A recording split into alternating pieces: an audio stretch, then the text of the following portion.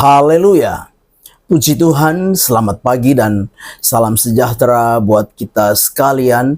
Kita bersyukur, kita berterima kasih kepada Tuhan kalau pagi hari ini kita dapat bertemu kembali dalam satu keadaan yang baik, keadaan yang sehat dan diberkati Tuhan.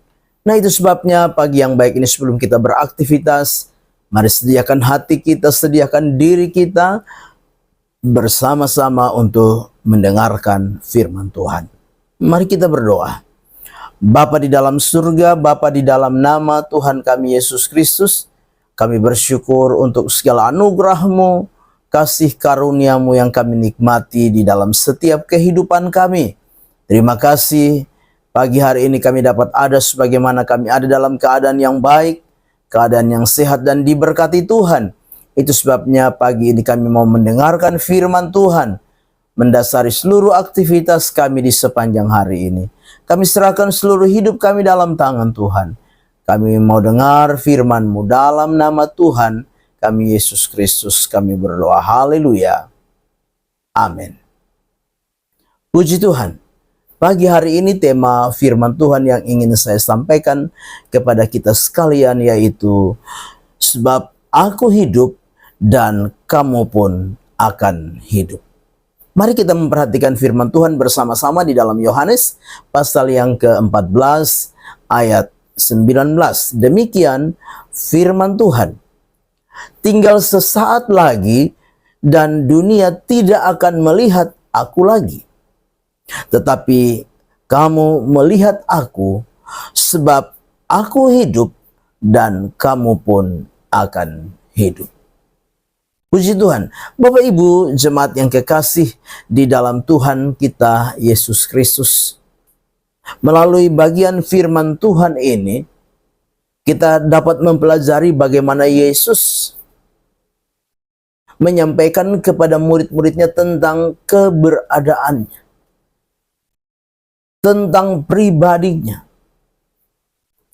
Sekalipun di dalam bagian pertama, bagian A di dalam kalimat firman Tuhan ini, Yesus berkata, tinggal sesaat lagi dan dunia tidak akan melihat aku lagi. Tetapi kamu melihat aku, sebab aku hidup dan kamu pun akan hidup. Nah, kalimat ini Yesus sampaikan kepada murid-muridnya bahwa memang secara lahiriah Yesus akan mengalami kematian. Dunia tidak akan bisa melihat dia lagi. Tetapi di dalam iman, Yesus menyampaikan kepada murid-muridnya bahwa murid-muridnya melihat dia, tetap melihat dia. Kenapa? Karena dia hidup.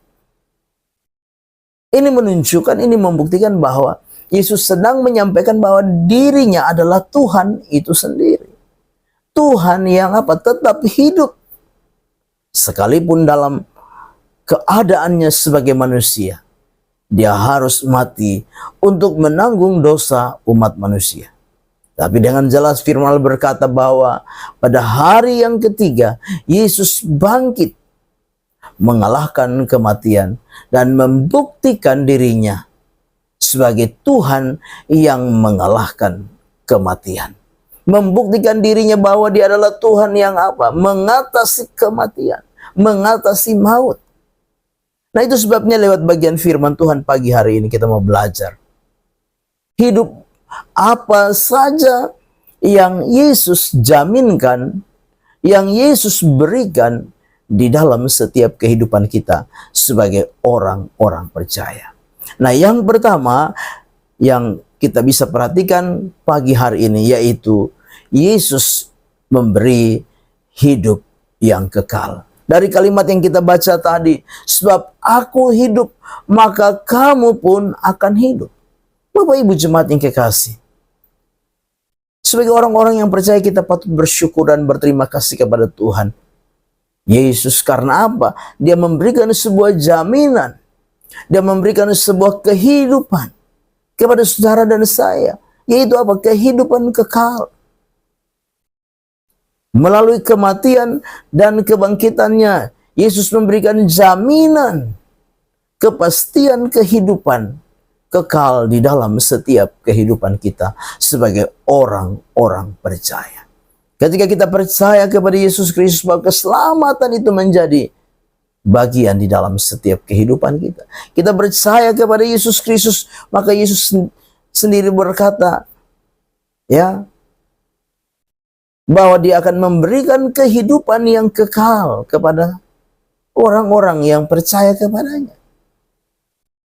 Firman Tuhan di dalam Yohanes 3 ayat 16 berkata, karena begitu besar kasih Allah akan dunia ini, sehingga Ia telah mengaruniakan anaknya yang tunggal, supaya setiap orang yang percaya kepadanya tidak binasa, melainkan beroleh hidup yang kekal.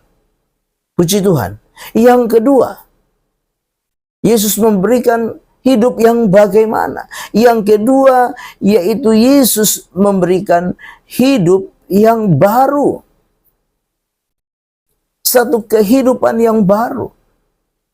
Di dalam Yesus kita menerima satu kehidupan yang baru. Karena kehidupan yang lama adalah kehidupan di dalam dosa. Kehidupan yang membawa kepada kebinasaan. Kehidupan yang membawa kepada kematian. Tetapi di dalam Yesus kita diberikan satu kehidupan yang baru melalui kematian dan kebangkitan Kristus. Bapak Ibu jemaat yang kekasih, di dalam Roma pasal yang ke-6 ayat yang ke-4, firman Allah berkata demikian, dengan demikian kita telah dikuburkan bersama-sama dengan Dia oleh baptisan dalam kematian, supaya sama seperti Kristus telah dibangkitkan dari antara orang mati oleh kemuliaan Bapa, demikian juga kita akan hidup dalam hidup yang baru. Kita diberi hidup yang baru, bukan hidup yang lama yang membawa kepada kebinasaan. Hidup yang apa? Di dalamnya kita tersesat. Tetapi hidup yang baru yang Yesus anugerahkan bagi kita, di dalamnya kita boleh hidup seturut dengan kehendak Tuhan. Hidup di dalam rancangan Tuhan. Hidup di dalam kemenangan. Hidup di dalam berkat-berkat Tuhan. Hidup menikmati kasih karunia Tuhan di dalam setiap kehidupan kita. Amin. Mari kita berdoa. Bapa di dalam surga, terima kasih buat firman Tuhan yang sudah kami dengar pagi hari ini. Biarlah firman itu jadi rema dan berkat di dalam setiap kehidupan kami. Berkati kami semua pagi hari ini. Biarlah langkah demi langkah hidup kami di sepanjang hari ini, di dalamnya kami boleh melihat kebaikan-kebaikan Tuhan nyata bagi kami. Sepanjang hari ini karuniakan kami sehat dan kuat baru selalu. Biarlah dengan sehat dan kuat baru itu membawa kami semakin kami mendekatkan diri kepada Engkau. Terima kasih Bapa, kami ucap syukur. Dalam nama Tuhan kami Yesus Kristus, kami sudah berdoa. Haleluya. Amin. Selamat pagi, Tuhan Yesus memberkati.